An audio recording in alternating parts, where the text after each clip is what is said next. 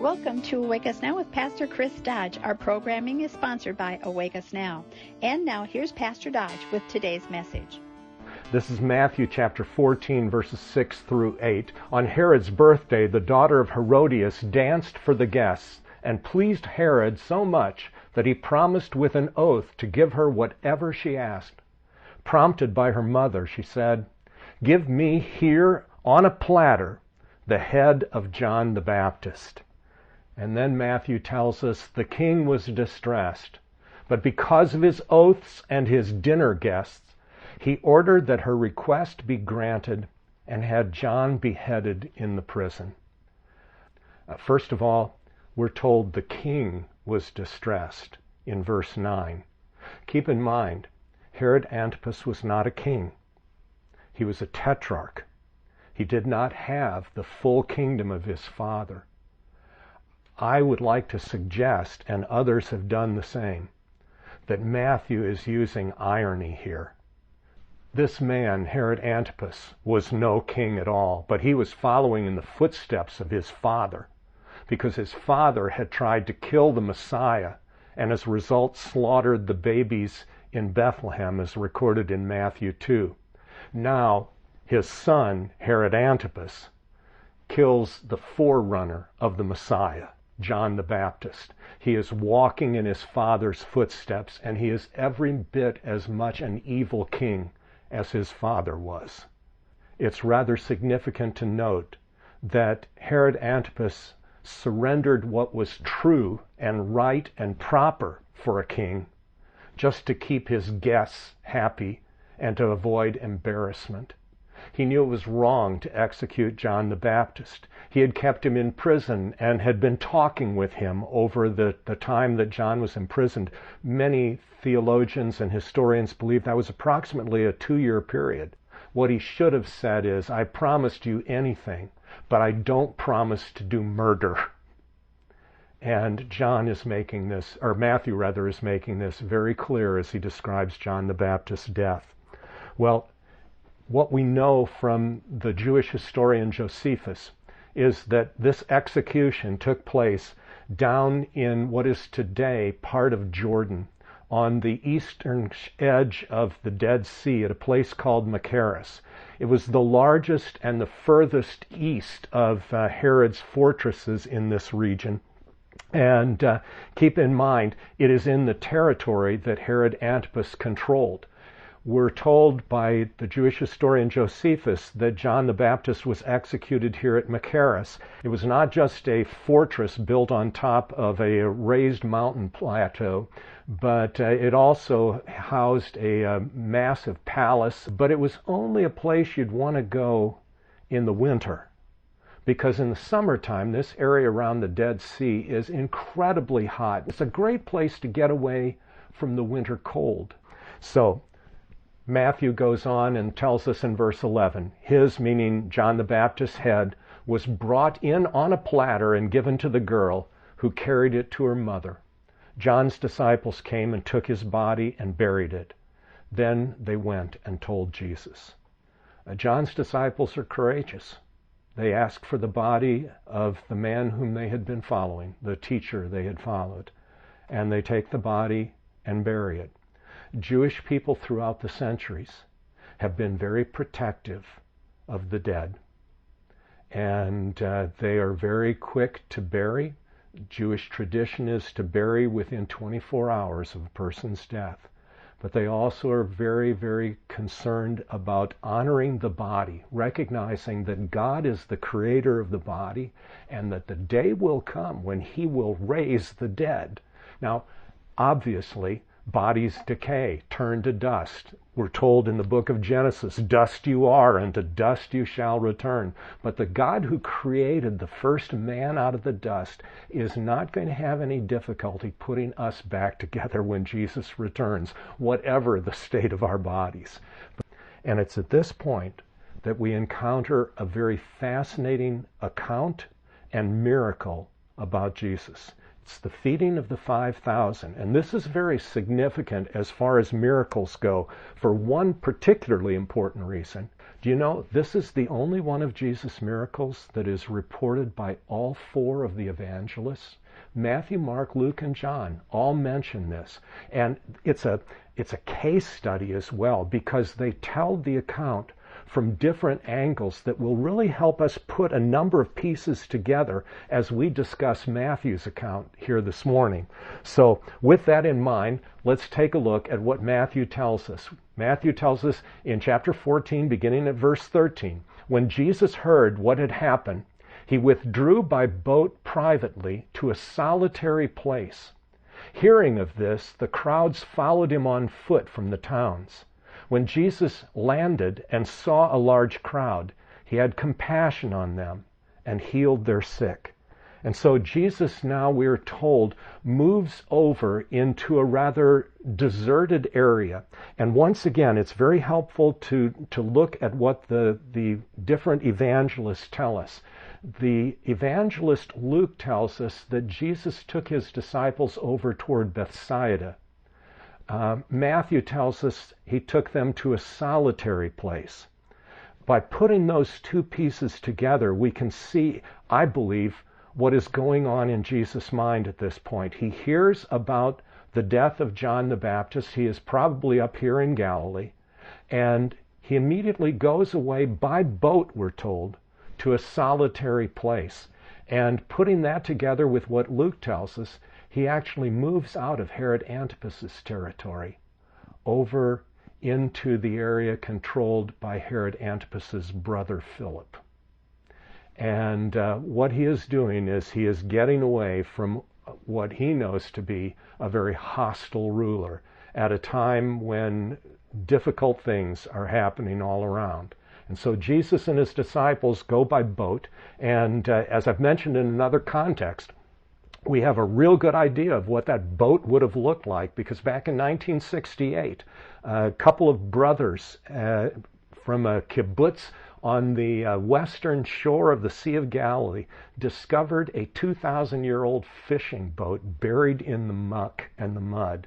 And today you can actually see the remains of that boat at Kibbutz Ginnasar, but you can also see a large model of what it would have looked like at the time of Jesus and the apostles. And it gives us a great idea of what those fishing boats were like. They would have accommodated a large number of people, up to about 15 people.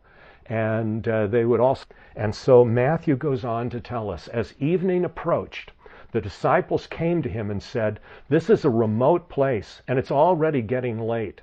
Send the crowds away so they can go to the villages and buy themselves some food."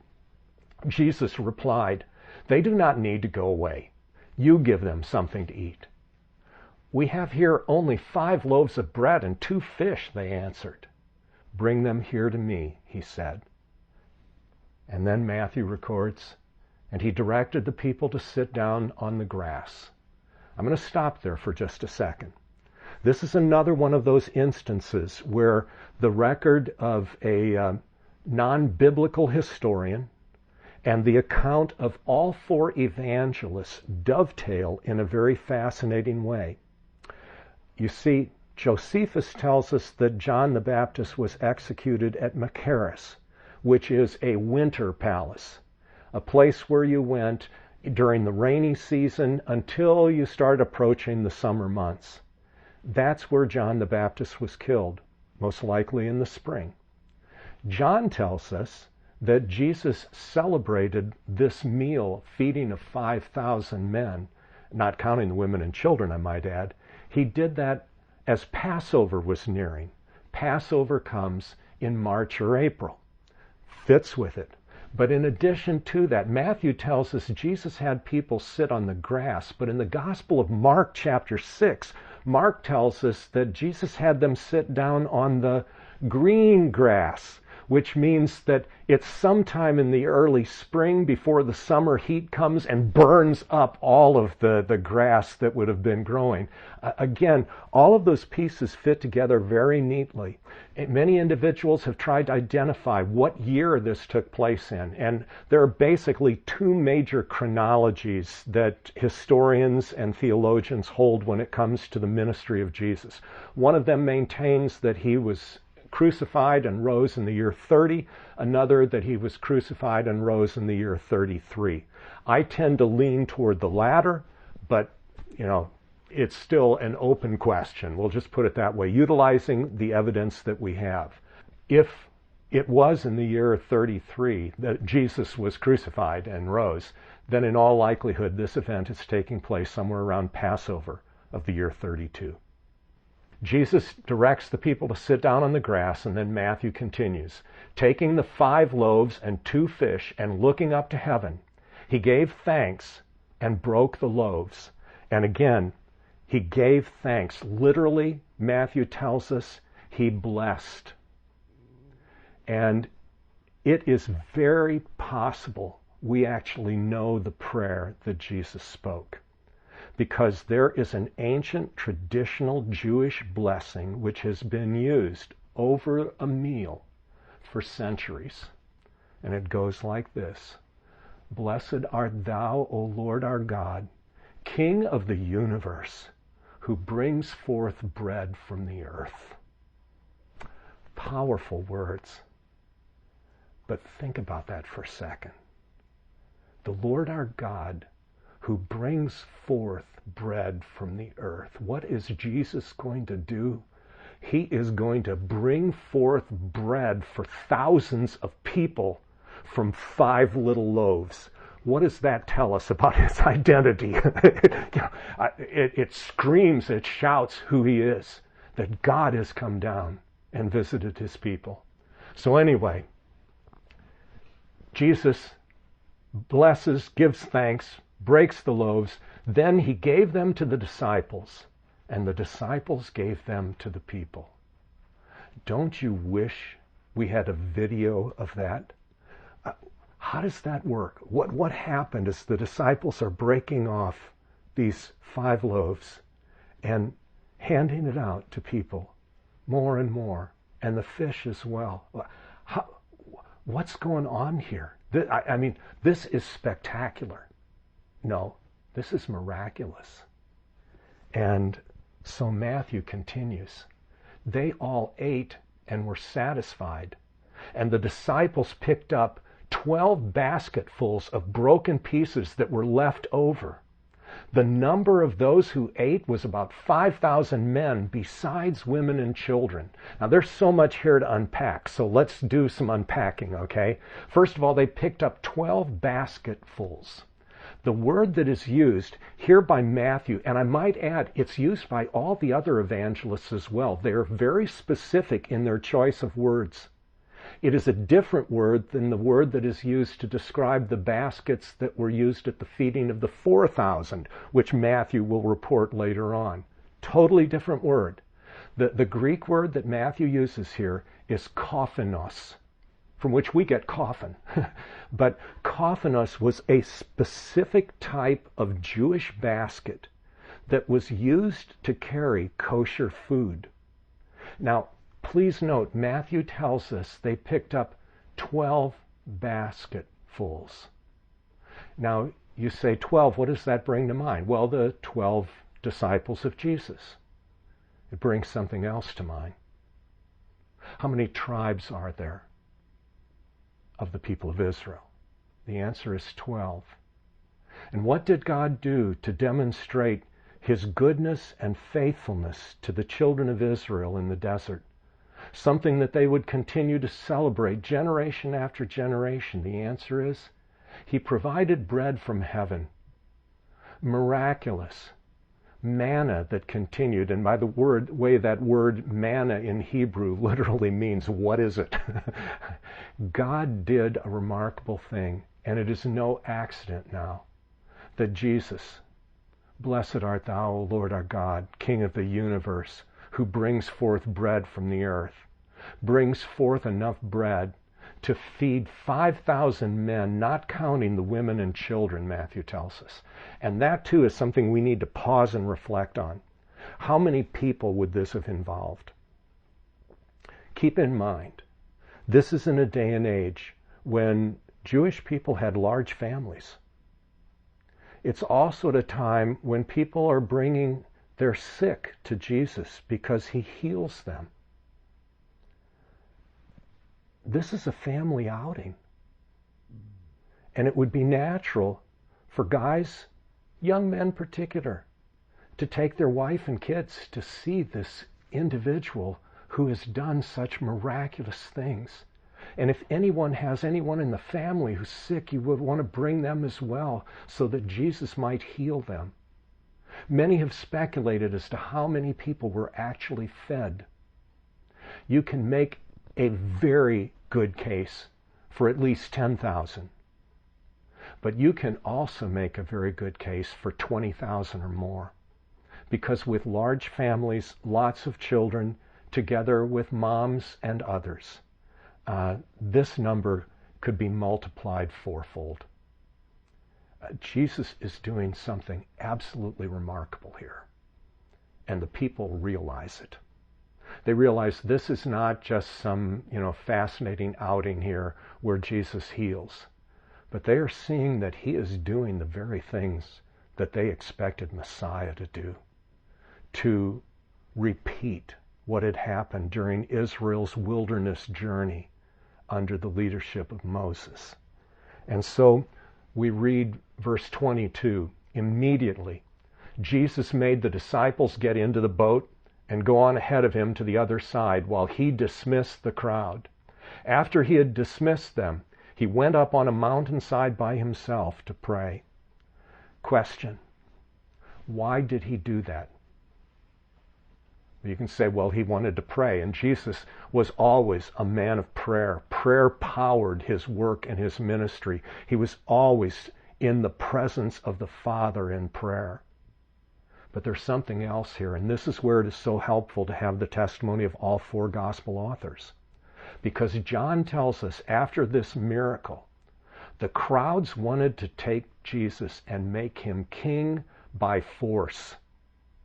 And it doesn't mean that they were going to force Jesus to be king. It means they were going to use force to make him king. And Jesus says none of this. He has his disciples sail away. He dismisses the crowd and tells them to leave, and then he goes away by himself to talk with his Father. And that is how Matthew brings this account of the feeding of the 5,000 to a conclusion. But that's not all that happened on this particular 24-hour period. Because what we have now is another one of those amazing actions of Jesus that also communicates who he is. And so Matthew tells us, last half of verse 23 and following, later that night, he was there alone, and the boat was already a considerable distance from land, buffeted by the waves because the wind was against it. And Matthew tells us now, here are the disciples on the Sea of Galilee, moving over from the eastern shore toward the west, possibly going back to Capernaum, and they are caught in the midst of a storm. The word that Matthew uses that is translated here, buffeted, is a word that is sometimes used to describe demonic activity, and it's not impossible that that's part of what's going on here. But what we read then is the disciples leave this area around Bethsaida and start heading back toward the western shore of the Sea of Galilee. This is a time when John gives us one other insight. He tells us that they had already been struggling in the waves, going about 3 to 4 miles. Now, the Sea of Galilee is between 5 and 6 miles across in many places, and so they've been struggling with the oars for a while here. And Matthew now tells us this: shortly before dawn, Jesus went out to them, walking on the lake. It boggles the mind "Who is this?" the disciples had asked, "that even the wind and the waves obey him?"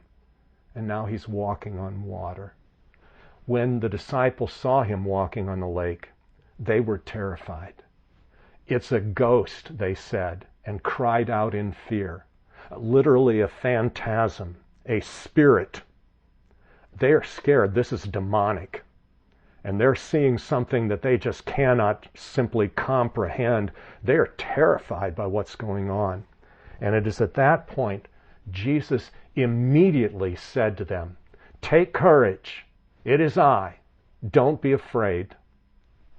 There is a much better translation than this, and that is to translate it literally.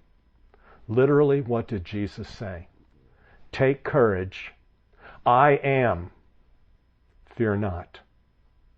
Matthew specifically uses the Greek phrase, ego eimi, I am.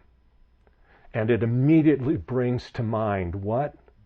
The declaration of God to the Israelites, and particularly to Moses, "I am who I am. If anyone asks you who sent you, tell them I am has sent me to you." Jesus uses that very terminology here. And if there were ever any doubt as to what is going on, as this individual heals the sick, feeds a massive crowd of people with 5 loaves of bread and 2 fish, and now walks on water, who is he? He is the great I am. And Matthew will continue as we go through this gospel to reveal more and more of Jesus' identity. Well, the text continues, verse 28. "Lord, if it's you," Peter replied, "tell me to come to you on the water." This could also be translated, "Lord, since it's you, would you allow me to come to you on the water as well?" "Come," Jesus said. Then Peter got down out of the boat, walked on the water, and came toward Jesus. What an experience! And if it had stopped there, it would be absolute dynamite. As it is a revelation about human nature as well as Peter himself. Because Matthew tells us, "But when he saw the wind, he was afraid, and beginning to sink, cried out, 'Lord, save me.'" In other words, when he took his eye off of Jesus and watched the elements, all of a sudden he's going down. Immediately, we're told, verse 31, Jesus reached out his hand and caught him. "You of little faith," he said, "why did you doubt?" And those words, they speak so powerfully to us today. These disciples believed in Jesus. They were coming to understand more and more who he really is. But they were still human beings who were living in their own strength. And as a result, they went with what they had always seen rather than what they were now seeing. They had seen the power of Jesus. Peter saw. He saw himself walking on the water. But when he looked away from Jesus and watched the wind, that's when he began to sink. And what Jesus was teaching them, and also us, is that we're always to walk by faith. We're to trust him no matter the circumstances, in the difficult times as well as in the pleasant times. We're never take our eyes off of him. He is the great I am, and he invites us to come to him. He says, "Follow me." He tells us, don't be afraid. Walk by faith. Well, and when they climbed into the boat, the wind died down. Then those who were in the boat worshiped him, saying, "Truly, you are the Son of God." They had seen so much. And if you think about it, this 24-hour window of time or so is a time when they hear about the execution of John the Baptist. They've heard about the evil that Herod Antipas has pulled off, but they have watched Jesus heal the sick, teach the crowds and then miraculously feed them. They've seen him walk on water. And now, as he pulls Peter out of the water and the two of them climb into the boat, the wind stops. Who is this? And at that point, they worship him because they realize you are the Son of God. Thanks so much for listening to Awake Us Now with Pastor Chris Dodge. Today's program was sponsored by Awake Us Now. We encourage you to learn more about God at our website, awakeusnow.com. And please come back and join us again next time.